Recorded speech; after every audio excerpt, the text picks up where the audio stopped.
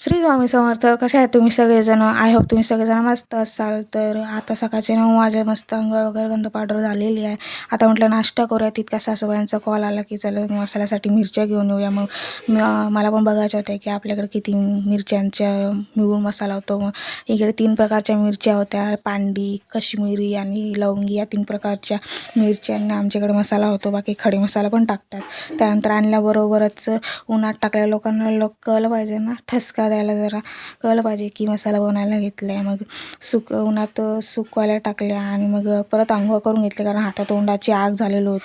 मग सुकलेल्या मिरच्या, लाल मिरच्या उन्हात ठेवल्यात आणि हिरव्या मिरच्या मी फ्रीजमध्ये मोडून ठेवली. आणि मग पिळकोट संपलेलं होतं, तर मग तीळ, शेंगदाणा, खोबरं, असं खोबरं मी भाजून हातानेच करून घेतलं. तीळ, शेंगदाणा मी बारीक वाटून घेतले. त्यानंतर लसूणची पेस्ट घेतली पाणी न टाकता. त्यानंतर मग मी मिरच्या वाटून घेतल्या आणि थोडीफार त्यात मी तिखट मिरची पण टाकली.